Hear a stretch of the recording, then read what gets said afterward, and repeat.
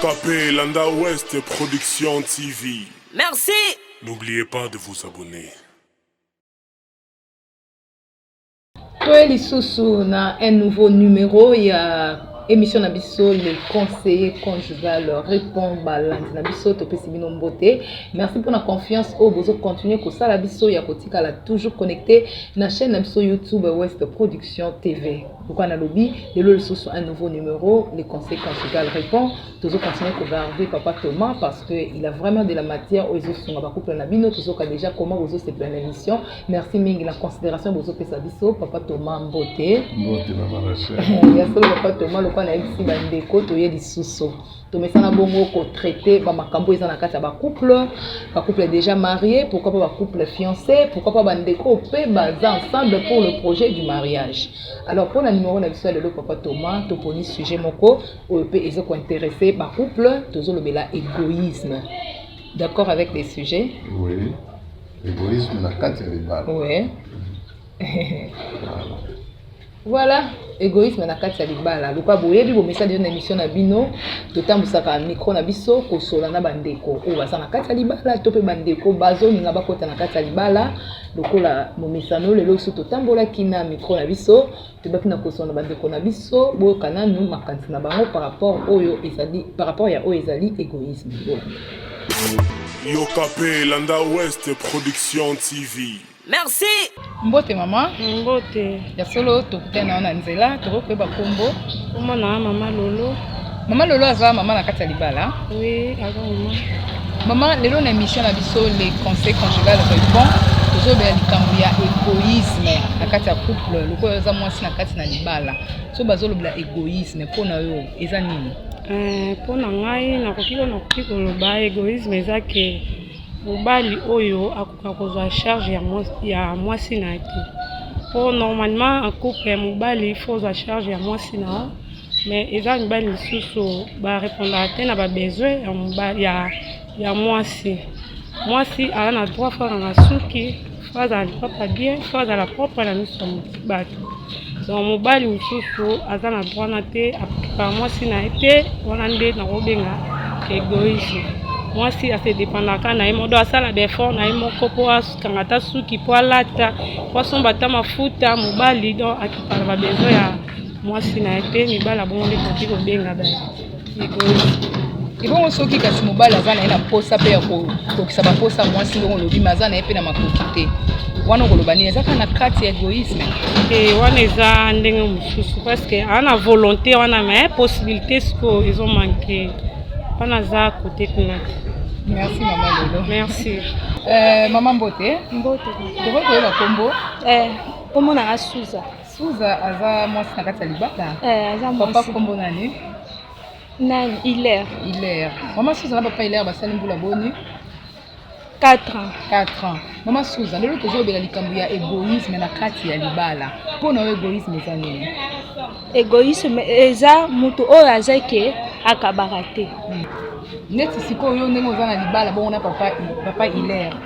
Eloko nini okoko mona papa Hilaire azosala oyo lobaki papa en tout cas Hilaire aza égoïste. Par exemple soki azoya na mbongo nazomona ngo te. Naza na droit ya koloba. Bongo siko soko okutana na bongo papa aza égoïsme yo mwasi na kati ya libala okosala nini? Na kolobela ye na ovandisa ye na bandi ko conseiller koloba nini tinene nazotalisa na mabe oyo azosala. Merci maman. Papa Mbote. Mbote maman. Papa toko koyeba kombo? Kombo na nga Jérémy Molanzenze. Papa Jérémy aza mobali kasi na libala? Ouais maman. Abala na nani? Abala na Marlene Lemba. Maman Marlene, voilà, mwasi ya papa Jérémy. Okay. Papa Jérémy lelo tozoba likambo ya égoïsme na kati ya libala. Pona papa Jérémy égoïsme eza nini? Pona ngai égoïsme na kati ya libala eza na okeno mabe ezalaka mwasi aza na eloko azoba kokabula na mobali na ye. Soki ayebi ke eloko wana eza ya mabe te fo kabula mobali na ye. Neti nga égoïsme epa madame na nga ezalaka okeno soki aza na mbongo na yebaka te. Abombela nga kasa na mbongo la lukaka ngai fo na pesa ye. Ata na azana ebele ya mbongo na mbongo te mais ya ngai ezalaka bien ya égoïsme par rapport à ngai nazaka ouvert avec ye parce que ye pas ouvert avec ngai parce que yango na eza égoïsme et de azalaka soki eke bosa likambo eke bosali ndeti cop mo par exemple na ta foyer na bino eke ya mo tindi mbongo ya bino bosenga mbongo mo be ye koti soki ekwe na maboko na ye bokaboli mbongo bien ye azwa ye akobomba fo boliaka ya yo tie kosila pe ayo soki esili ya ye komi personnel. C'est ça l'égoïsme à Libala. Ok, merci beaucoup papa Jérémy. À part le dossier de Mbongo, l'égoïsme dans le secteur monsieur a raté. Ezali na neti na niveau ya na ko ba nini na niveau ya rapport sexuel. OK. Aza égoïste moko donc na ebiti. Dans la vie na kolobi la ngote. Donc ça vraiment égoïste côté rapport sexuel. Donc ye alinga karake yo uzala kaya ye. Alinko kabula yona mutu te nina mutu. OK. Bible ye moko lobi ke non et a mabene mwasi. Asalango. Mais biso mbala ezala ngo permis. Parce que roi Salomon azaki na combien de basi so kana Bible biso mwasi mo azaki na 5-6 mbali. Mais yali nga skodo yaza na extrêmement égoïsme na eloko na ye. Le yaisaka ya ye. Merci papa Jérémy. Yokape Landa Ouest Production TV. Merci. Voilà, papa Thomas, Toti Kolanda, Bandeko, ndenge bapesi ba vie na bango hein. Des conseils conjugal répond. De l'autre ce papa Thomas, mitune kozaya biso biyano ya yo. To bandi ndenge to message émission na biso ko décortiquer na nous ba réponse ya bandeko na biso avant to kota vraiment na o nyonso conseil conjugal za ngo pour na biso en rapport avec l'égoïsme na kati ya libala. Maman Lolo alobi pona ye mobali o abi ko prendre soin ya mwasi na été il a so considérer le cola égoïste. Oui. Oui, elle a raison parce que moi l'égoïsme c'est quoi? L'égoïsme c'est qu'on boya, qu'on partage. Qu'on partage tout ce qui est bien, tout ce qui est matériel, tout ce qui est idée, tout ce qui est projet, tout ce qui est. Alors, il y a ce qui est au moins dans mon bal. Tokokamata mobali na mwasi. Tobali na mobali. Ce qui est au moins dans mon bal, ozolinga ko partager na mwasi na yo. A quelque chose tokolo banga na kolo bakyo lingi ete. Ouais, parce que ebani na na fiançailles. Pona nini mwana mwasi andimaka kobala. C'est parce que tali yemoko hein, ezana eloko babengaka budget individuel. Non, bilan individuel. Au moins mwasi asala. Depuis nazana mwa mbalo. Asumina boye, hein, soki nazana problème, hein. Apesa nga boye, soki nazana malade, hein. Akominisa kisi na se faire soigner. Vous voyez un peu générosité wana ya mwana mobali. Ndetinda kabana basi mususu, hein. Aninga kobala. Mais par contre, seulement moi c'est lobby moi mbalo vraiment na lingi. Mais mbongo na mona ka moyi te ndenge bakino na lobaka. Hein?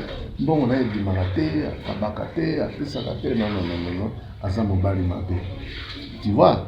D'où l'égoïsme eza eloko oyo ça déshonore le mwana mbali. Soki olingi, hein? Olingi te kokaba te. Voyez un peu. Pourquoi tu vas au baka? Moutuka va kabela ka moi sina été. Au kabela nani les sous. Vous voyez? Oui, parce que c'est la femme né, on a pour partager na makamnyoso, aza ko lambela yo, azo sala boye. Tu partages la vie. Hein? Na mona moi si wana oza malade bon, a peut seulement ya ko sala sayo nini tout ça. Yo par contre ozo boya ko kabela ye. À ce moment-là, monite que égoïsme ezali vraiment source il y a ma séparation mingi ya mobali.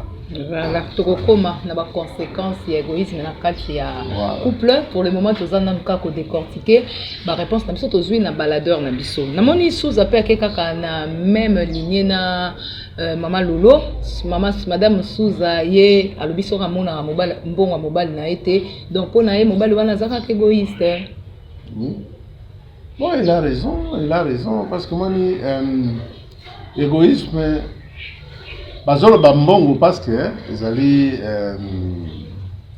je vais vous dire la télévision et puis bateau égoïsme eza na forme ebele tokokoma wana papa tokokoma wana égoïsme eza na forme ebele oyo edécourageaka mwasi mwasi ata alingi yo ndenge soki oyo mobali okamati otie égoïsme na bolingo na bino ekokufa kaka bolingo wana ekozala bien te bandeko baloba papa Thomas azokotela basi te azokotela basi te tolobi tozodécortiquer baréponse ya bainterview na biso tozalaki kota basi toyambaki mama Lolo na mama Suza sikoyo na bapapa toyambaki ka papa moko papa Jérémy papa Jérémy alobi ye égoïsme mwasi na ye amona yango mpe kaka na makambo ya mbongo soki ye aza na mbongo na ye emonanaka te papa Jérémy pa yeba te kaza na mbongo il faut kaka papa Jérémy nde atia mbongo na ye ata so basalaki likambo boye batindeli bango mbongo mwasi akosenga babandaka kolia na mbongo ya papa Jérémy donc mbongo ya papa Jérémy ekosila ye mpe komonana te donc ya lobi égoïsme ya mwasi na ye kana makambo ya mbongo oyo ya ye ya kobomba ya papa Jérémy nde ya kosala na papa Thomas bon mwasi toseki mais omoni eloko babengi mwasi bon eza baêtre oyo nzambe asala eza na mwasi mosusu nature na ye kaka akobombela mobali na ye eloko te ata aza na mbongo apartage na mobali na ye ata eloko boye asala na mobali na ye moni basi ya malamu mais basi mosusu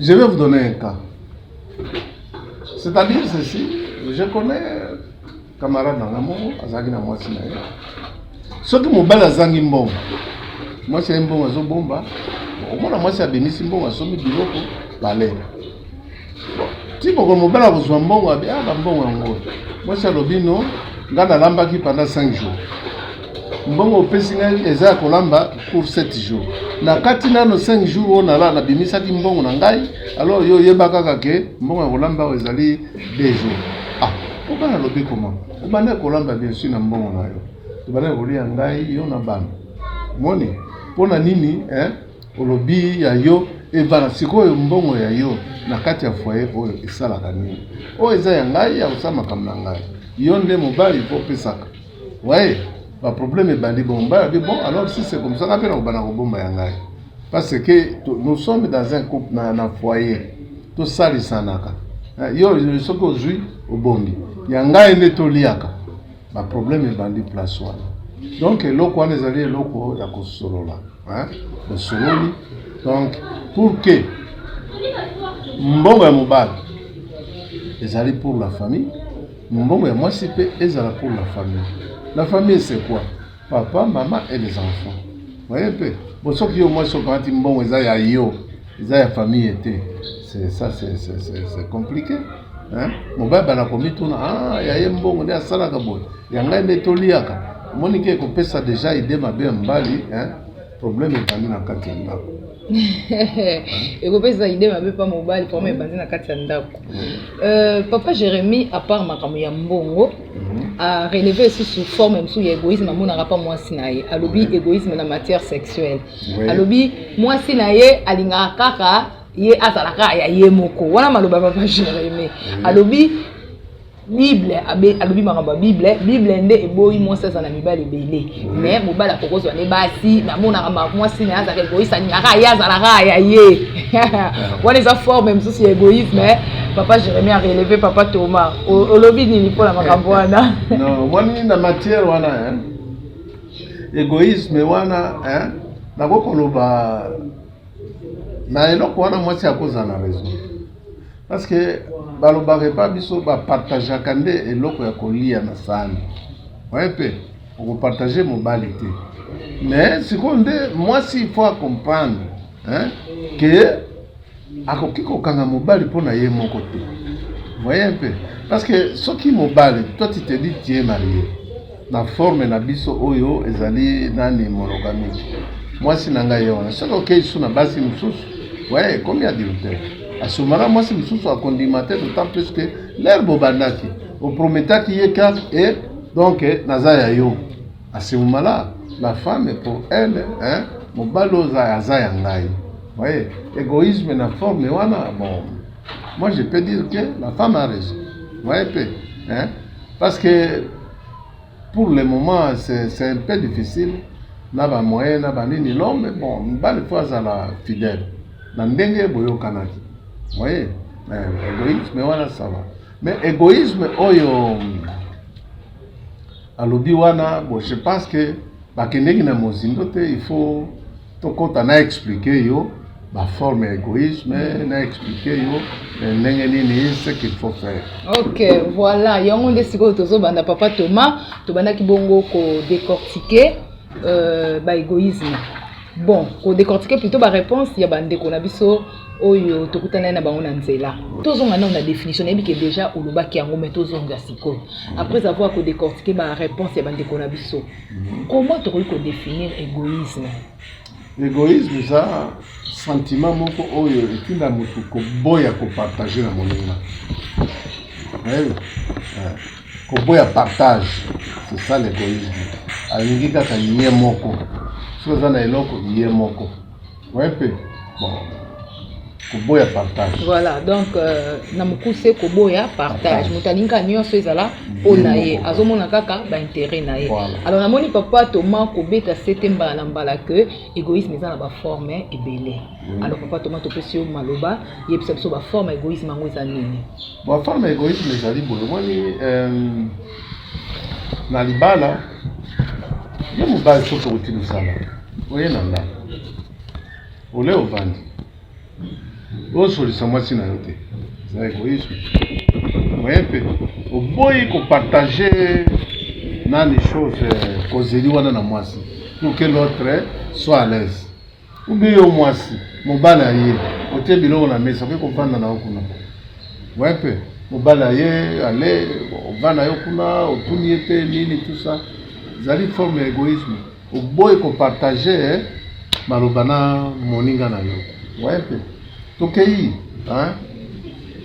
ba problème ya mbongo eza forme mosusu ya égoïsme wana obe naza na $10 so napesi mwasi wana 5 ekotika me pourtant naza boye naza boye osali semblant naza na ngai na eloko te moye mpe égoïsme wana tokome mwasi meme ata kokabola biloko atali napesa mobali wana misolo misato te ngai nalia misato natikela ye moko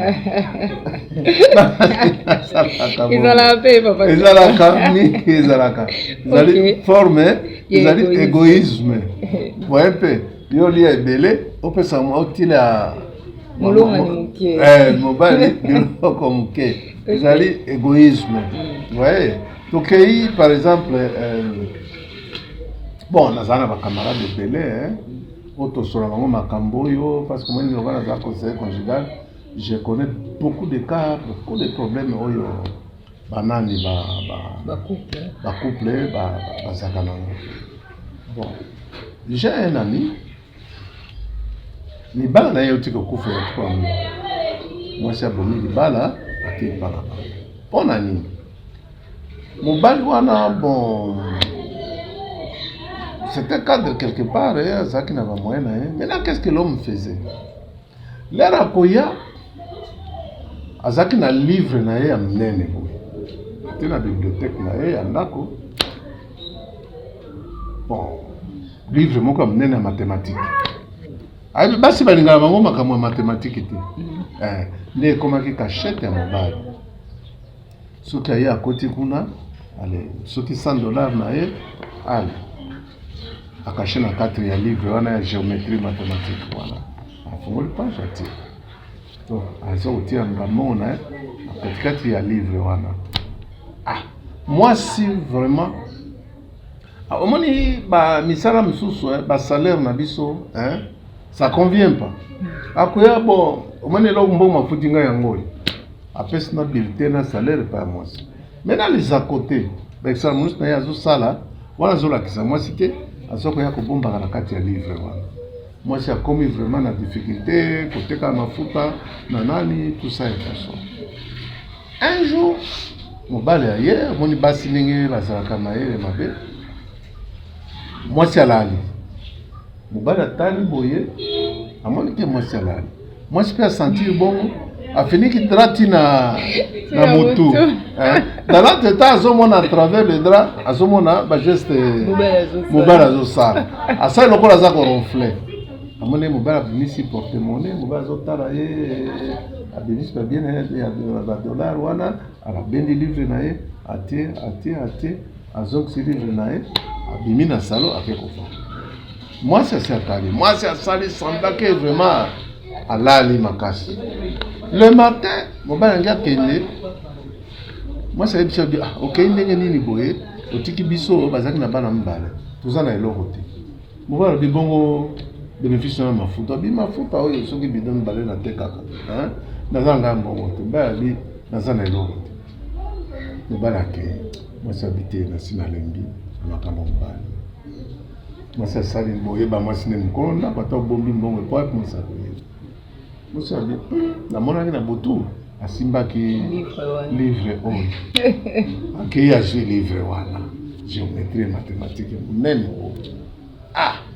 Mwasi abandi kofongola bia $100 awa bia $50 bia $100 bia mwasi akamati asali livre pour $1 nyonso esopani tanga ba $3,840. Nakufaka na nzala na ndako oyo nini nzoka mbala na mbongo ebele boye azongisi bambongo nyonso wana. Mwasi akamati livre wana akiokanga na male na ye ya ye mwasi avandi na ye. Mobali aye mwasi avandi na ye na salon. Mobali aye olambi nini na bina na mani potike nga eloko te nini te tout ça ekoso bon aye abe bana na sabo tikana ke mpango soseni akoma kuna tali livre ça c'est pas possible. Ayebisi mwasi na ye non j'ai oublié quelque chose au bureau j'arrive abi bien sûr voiture na msala luka livre amonite aye na ndako afandi mweka kata ya telemi non bon je reviens akei asongi ekomba 1h du matin. Moi j'ai tuni mbana na pona nini oza préoccupé boye likuye nini tout ça et comme ça abi tika en tout cas je vais piquer une crise. Tu vas piquer une crise? Qu'est-ce qui se passe? Aux problème dans msala? Oh non, j'ai perdu un livre très précieux. Un livre très précieux, mais oui. Au moins un livre n'a pas. Moi c'est un livre nini? Ba livre na yo ba mathématiques banani tout ça et comme ça. Nga yo mona nga na simba una na tanga ba livre na minene wana. Moi j'ai pas ce temps là ya otanga ba livre wana. Mobile m'a été à Kekola na bala. 5h du matin, abimi à la recherche et à lire. Et si quand il livre wana et kende. Moi si abimi ngai. Papa tuma yaka na la 16h. Na sana besoin na. Je suis allé.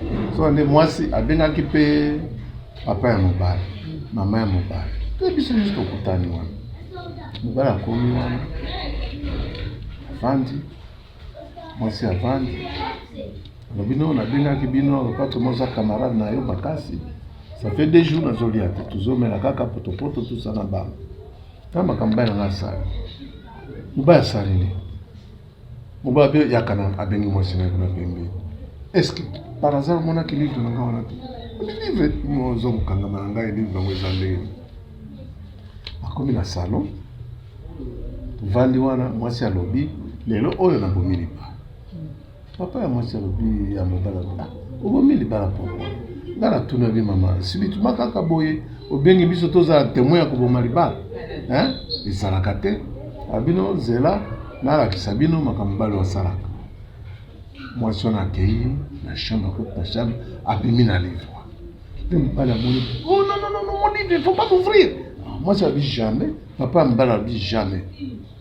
Tika kaka bengi saki biso awa ofongo eloko nini za kuna nakati ya livre ba livre yetu tomona kaka ba koma makambo yo siko il faut pas l'ouvrir. Pourquoi vraiment moi ça quand il livre wana fongo le biso déjà abi mon cher uzako nyoko na moi si na yo boye tout ça va mbongo ebele oh non ngana sana bana usala économie pour que tout somba terrain ambi oui. Économie à malamu, il fallait expliquer moi ça. Moi c'est un gars qui est bandé nini à Rosala, aux Oliandambo et puis aux autres l'économie là.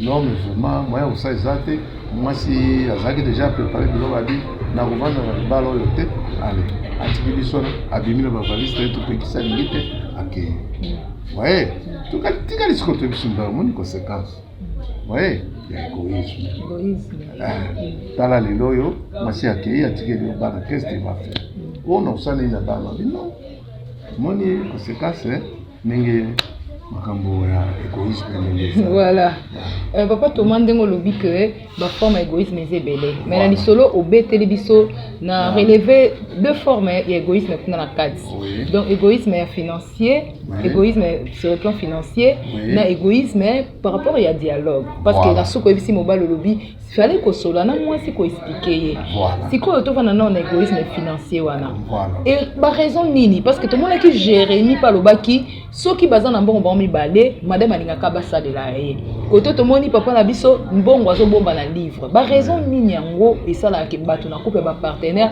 ba développer égoïsme sur le plan financier mais sur le plan financier ezali kaka un gars koloba éducation individuelle ya moto ezali moto abotama kaka alingaka na ye kopartage te ezala mwasi ezala ndeko ezala camarade mbongo na ye alingaka kaka alia ye moko asaka makambo ya ye moko voye mpe et puis de deux bon ezala bato mosusu akolinga kaka ye azwa plus azomona soki nakabeli napesi oyo mbongo na ye kodiminue ezalaka kaka bongo voye sur le plan financier ezali eloko mibale wana moto alingi kaka ye moko et aussi alingi te moto mosusu aza komona soki napesi ye boye ye mpe okoma lokola ngai c'est ça l'égocentrisme wana nde esalaka ezoboma bato sur le plan financier l'égoïsme c'est ça ye moko kaka aminingi ye moko mosusu azwa te voye mpe alors sur le plan nini olobaki wana dialogue na na koti te tozala nuka na finance donc finance c'est ça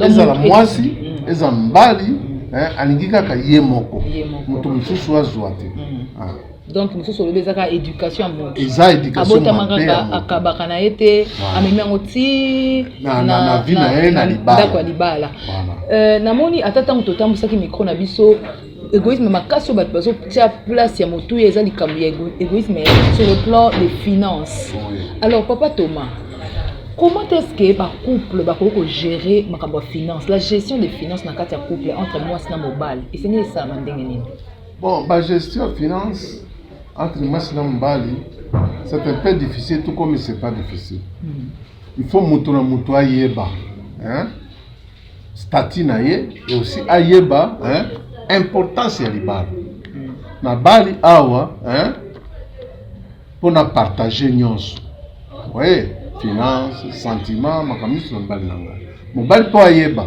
ke nazwi mwasi mwasi oyo désormais akodépendre na ngai fona partageaka na ye tout ce que j'ai ase momala soki mobali ozwi oyo olakisi mwasi mbongo yango mwasi mpe soki azwi alakisi mobali mbongo yango bosangisi na nzungu moko bopartage sikoyo misuni wana bino mibale voye mpe lokola eza 6 otosala boye otosala boye pour éviter les problèmes mais soki moko abandi kosala le malin voye mpe na kati ya finance wana ekocrée kaka problème malignité wana mingi eutaka na basi voye je peux dire 70% ya basi na 30% ya mibale na matière ya finance mwasi c'est un maître oyo amilinga yende asomaka biloko ya cher yende asalaka basuki boye yende asalaka biloko boye omoni ke asemomala ekotinda ye alinga plus mbongo ke mobali alors soki mwasi alingi plus mbongo ke mobali ekomi dangereux asemomala akobanda kobomba no natinde epa na biso osala boye pourtant boza bino mibale voye mpe boza bino mibale nde bomoneli mpasi na mbongo wana mais mwasi akobanda ye moko ajuire nango plus que mobali voye mpe bon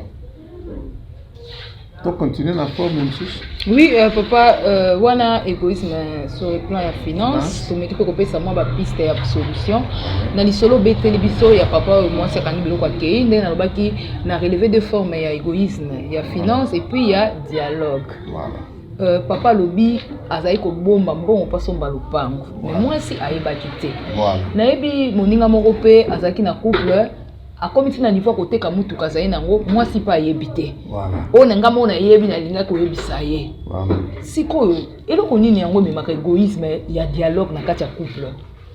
Bon, eloko ememaka égoïsme ya dialogue na kati ya couple, moi je peux dire marque ya confiance. Vous voyez pe mobali atali abimwasi na ngao yazaka na baposa mingi soki nalakisi bambongo oyo akogere yango mabe, akoitize yango mabe, akolinga kaka asumba babiloko boye tika na bomba ozomona donc marque ya confiance wana donc soki mobali aza na confiance na mwasi na ye ke mwasi oyo aza bien, mwasi oyo ageraka bien, problème wana ekozala te.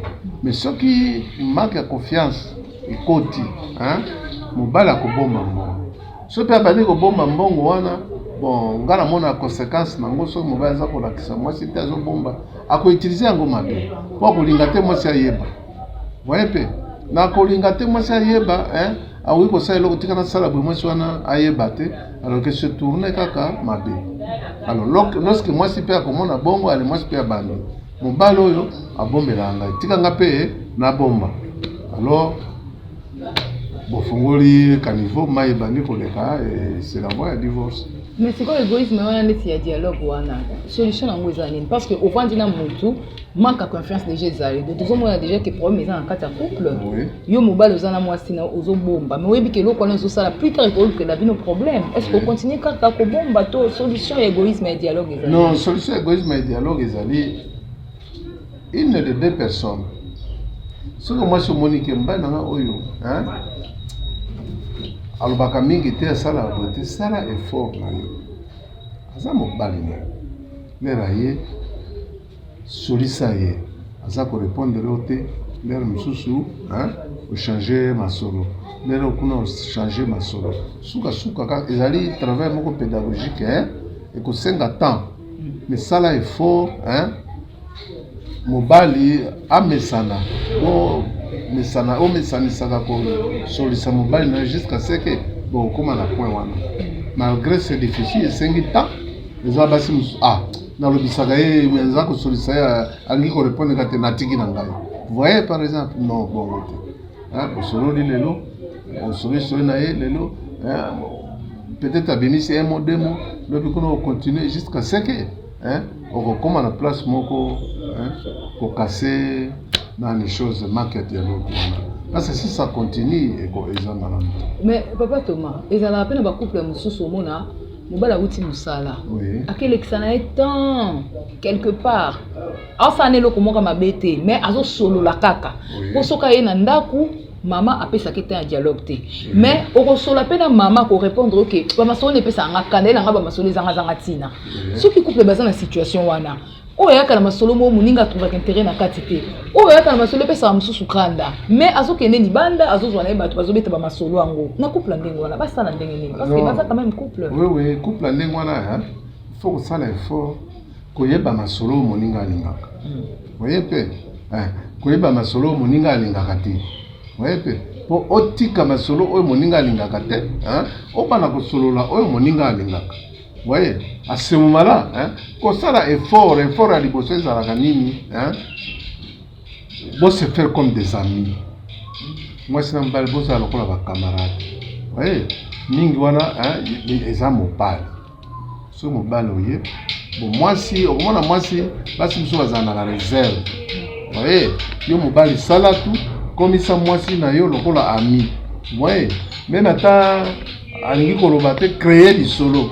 Boni kuna boy jusqu'à ce que moi c'est aloba amesana bongo boza lokola ba ami sinon soki lisolo ya oyo eza ko sepelisa oyo te lisolo ya oyo eza ko sepelisa oyo te okomona oyo azoti attention na lisolo ya moninga te ope azoti attention na lisolo ya moninga te koza lokola dialogue moko de sourds eko simba te faites-vous d'abord des amis lokola camarade neni lovandia mama blague wana muke kofongola nzela obosola parce que basi mingi balingaka roba na blague wana ba compliment wana yo mobali o réfléchir akobandi kosala yango eko le camarade. Papa Thomas, na ningo beta non c'était likambo ya ba blague wana na kati ya couple.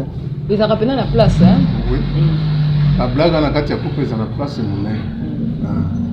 Eza na place monene, c'est-à-dire okomona okei lero koya okuti molinga par exemple moi si na ndako nde mosusu bon lokola mikolo nde basi baza kolela lelo mbongo ekokaki te voye yaya kosomba biloko na wenzi ekokoma okomi okuti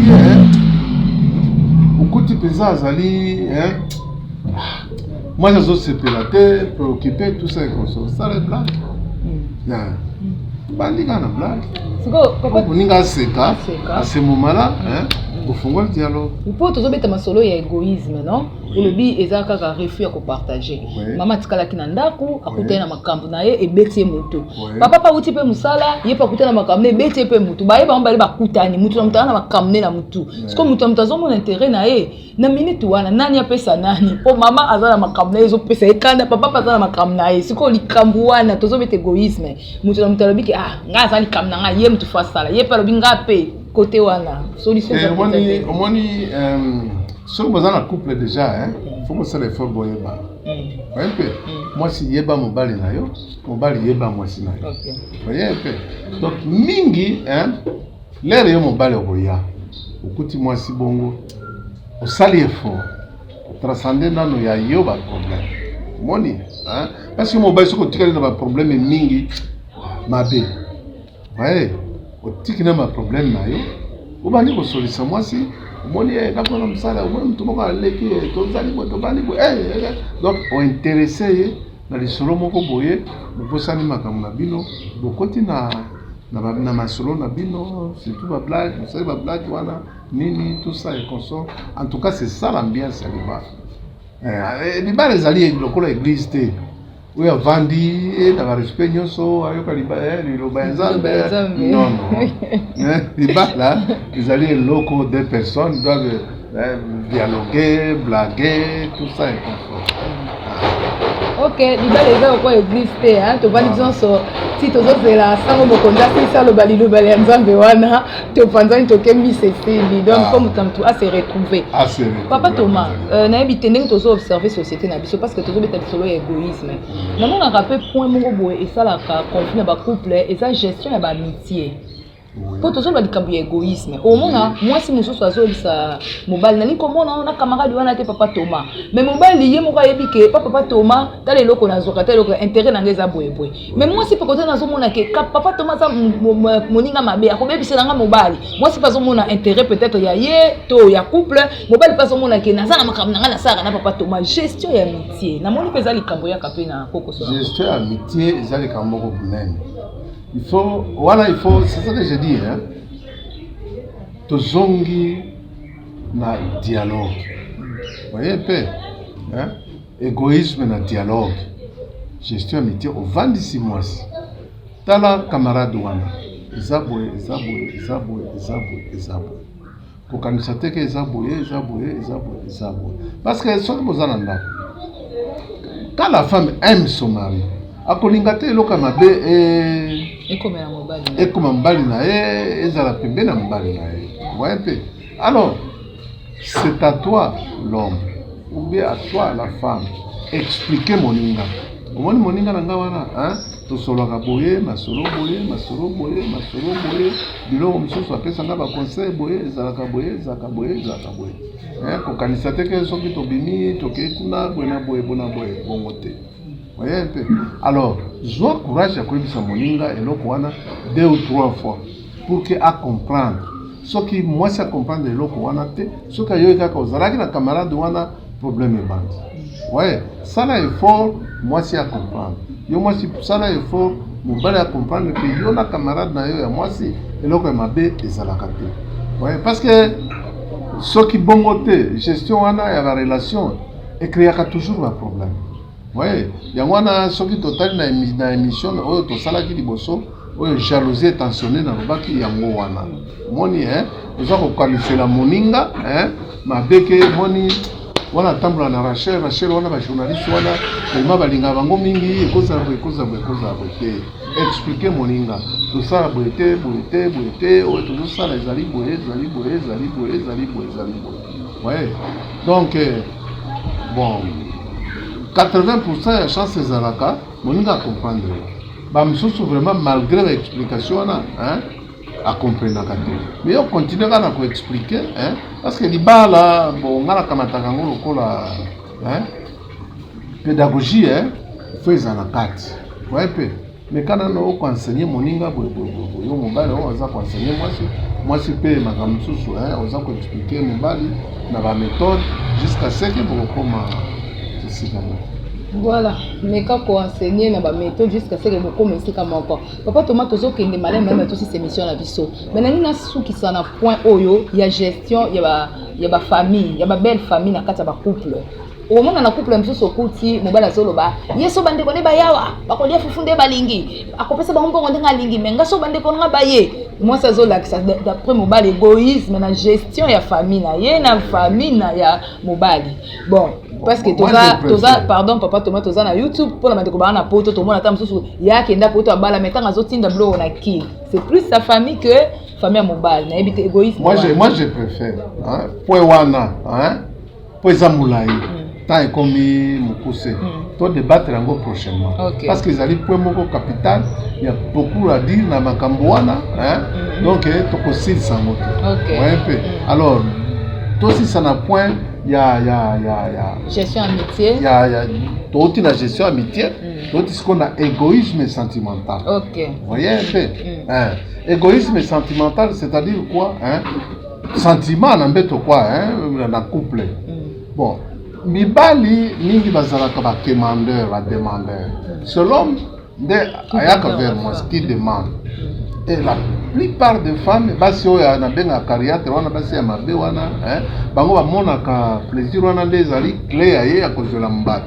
lorsque moninga azana besoin na elle refuse elle monte les enchères elle crée des problèmes omoni nani chose égoïsme wana ezalaka mabe makasi koleka parce que lorsque mobile na mukawana tali moi je suis na simba bo alingiti na saba alingi non finalement moni ufungoli zela mabe pour la chose na mobile ouais na infidélité égoïsme wana sentimental yo moi ça là vraiment disponible pour na mobile na yo il y a un problème tu dis carrément non mon cher na ça indisposé na de moi si na yo dans le calme ko za na problème parce que bon na sirisi na moi comme on a joué avec un camarade là azaki directeur quelque part na égoïsme sentimental moi ce n'est pas que ça la ligne batako kama mais c'est comme ça s'est passé c'est comme ça moi son aipsi mobile abi bon yo to bana osala bo autant de fois lingi na kondima mais naza na carnet na nga côté naza ko pointer attends lingi 5 fois par jour naza ko pointer à la fin du mois il y a un prix à payer pour ça. Vous voyez un peu. Moi, je suis à la télé, $50. Vous pouvez payer le moyen, tout ça, tout va que ce n'est pas un problème. Moi, c'est ça pour pointer. Moi, c'est ça. À la fin du mois, moi, c'est bon, mon carnet jour, à totaliser. Au fait, $800. Et là, le mari prend $800 à Pessina. Maintenant, il y a ça, c'est comme mon bali, moyen est diminué. Par prime, avantage de Moussous na Msala, exact. Maintenant, l'homme ne savait plus honorer ma facture wana ya mwasi. Gaye ko ebisangai na bengi mwasi na mwasi abi bo ça va. Aza papa bana ngai, j'avais besoin na zwaka mbongo na ngai, na tonga moi annexe ngai pa na biso, na sina sali yango. Maintenant, pas de problème, na ko foot ça les susté. Vous voyez un peu, c'est tout ça d'égoïsme. Oui, que les solos, on a soukami tout net, tondinga na mutu na façon moko mais ne bakima ba ba kufélité. Papa Thomas, tozoke na suka. Nebi kende na epsa bande ko na présenter ka oza pe écrivain, o komaka ba livre pour na kosunga ba couple. Le lot traité thème na biso ya égoïsme. Est-ce que Papa Thomas a déjà un livre moko sur le marché to azo préparer comment sur makambo to lobi lelo? nazo préparé na comment pour makambo to komi lelo livre oyo problématique du couple. Tout ce qui est problème dans le couple, c'est l'égoïsme, l'infidélité, le mensonge, l'esprit de revanche, le conflit, il y a choses de belle famille, le droit de la femme, ils sont dans le livre. Oui, si on a préparé un mot déjà, on va s'apprêter pour la communauté. Ok, papa Thomas, on va s'apprêter pour la communauté. Livre, on a besoin de la mamie, c'est dans la carte de couple.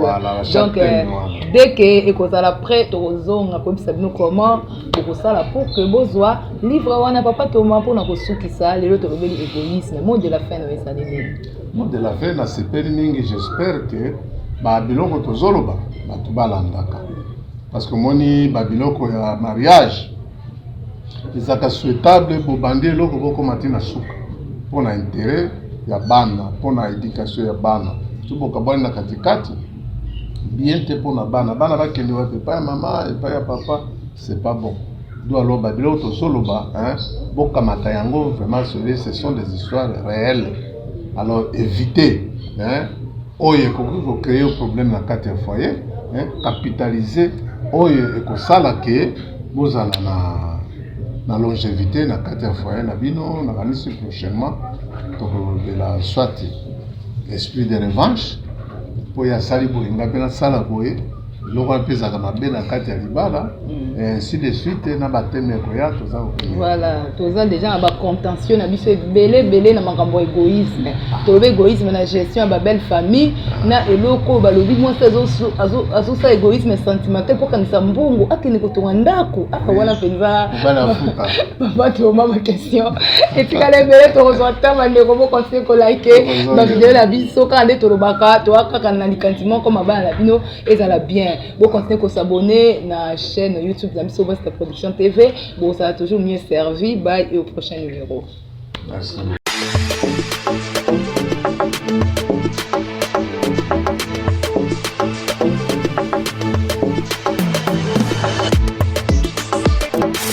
Yokapé Landa West Production TV. Merci. N'oubliez pas de vous abonner.